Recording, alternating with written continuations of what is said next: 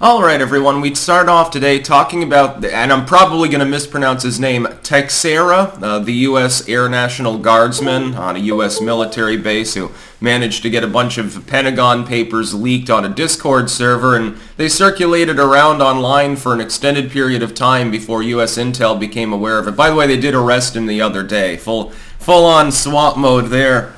Looked like a small army. Anyway, they've caught their man that allegedly is the one that was responsible for dumping the classified and even highly top secret materials on a Discord server. This shows, in my opinion, the negligence of the Biden administration partially, and of the government more generally. It also shows that the government is lying to the people of the United States and to some of our allies. Of course, a lot of them have come out and done a lot of coping and ass covering, saying, well, a lot of the material in here is inaccurate. But we're not going to tell you specifically which material. Sounds like shenanigans to me. Anyway, several people sent me this news story. Link in the description, archived, of course. U.S. Intel is now like, they've got their hand up against their forehead and they're like, Jesus Christ, this can't happen again. Wink, wink, nudge, nudge. We've got to do something about it. Oh, what do? We'll monitor the internet more. They want more power and more manpower, specifically, and authority, more money, more of a budget, so that they can spy on people on the internet more. How lovely.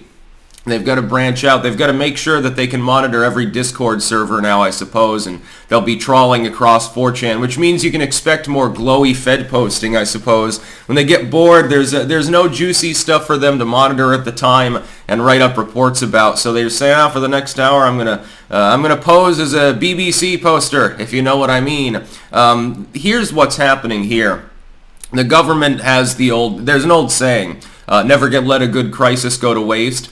That's basically what we're seeing here, I think. The intel agencies do not need to expand their power to surveil the public, to monitor everything on the internet. In fact, the internet's so large, there's so much communication, it is not possible for them to monitor even a small proportion of it.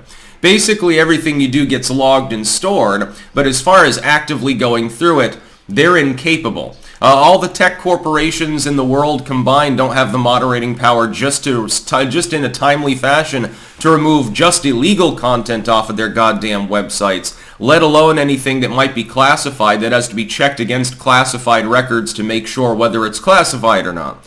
Well, there's no reasonable way to do that. And so what they're doing instead is they're making lemons into lemonade and saying, well, at least we'll get some more power out of this. We can argue to Congress that we need a higher budget. The Republicans, by the way, will go along with it, and here's why.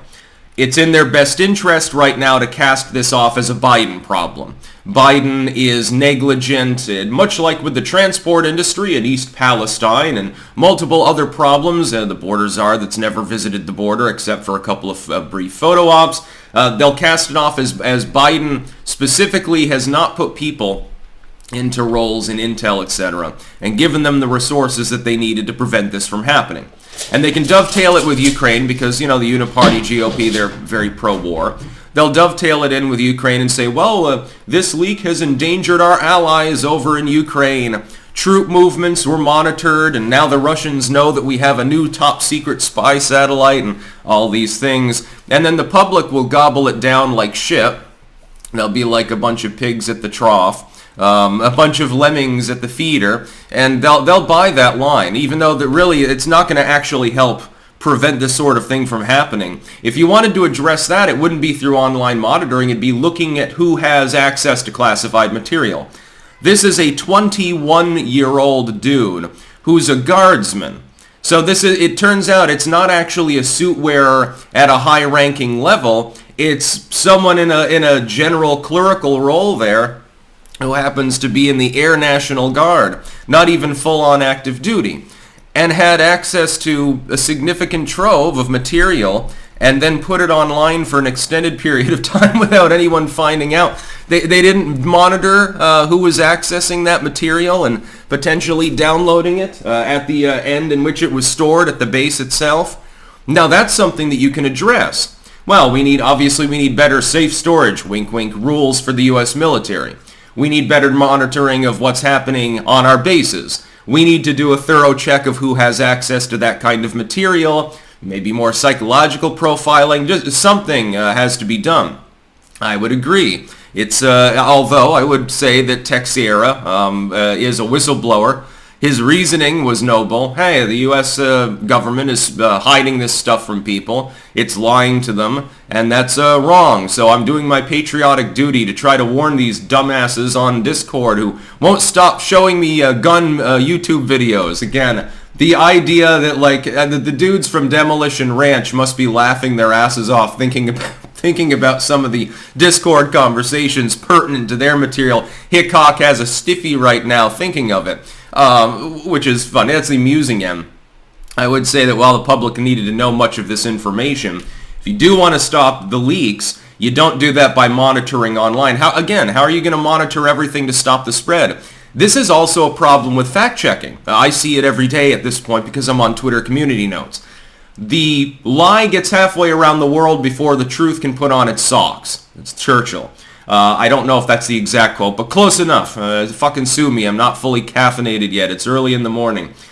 The problem with fact-checking is basically the same. Somebody makes a misleading post, and it's one that genuinely requires context because it's misconstruing something, making a fantastic claim for which there's no evidence, blah, blah, blah, blah, blah. And so we try to use community notes to fact check it so that more context can be given so that people on Twitter know, hey, this is actually half true and basically it's worthless, or hey, this is outright bullshit. Sometimes people's satire meters are broken and we have to point out that obviously satirical joking posts are satirical and joking. It's quite a process though. See, the problem is it usually takes 2 or 3 days for the note to appear, because of the number of people that have to yay or nay on that note to give it enough ratings to either pass the smell test or not. Therefore, 99% of the people that are going to be exposed to it have already been exposed to it before the fact-checking is issued. Now, if you're arguing to me that due to the convolution of government and intel especially, that sort of situation wouldn't also happen at the end level of classified material being dumped. So you've failed to prevent the individual from obtaining it, and you failed to prevent them from posting it. Now you've got to get it taken down. What process is going to be involved with this except what we saw with the Twitter files, which is a direct communication line between military/intel and tech firms, in which they can misuse that capability just like they did with their direct line to Twitter and to Facebook and other sites as well. It's just an expansion of that. If you thought that the Twitter files were damning before, prepare for what happens next over the next couple of years if Intel gets its way, and I suspect, based on the fact that Ukraine was part of that reporting, that batch of Pentagon documents, I have a feeling that the GOP will actually give them the extra funding. They know not what they do, with the exception of a few unipartists who know fucking full well what they're doing. That's about all. Peace out.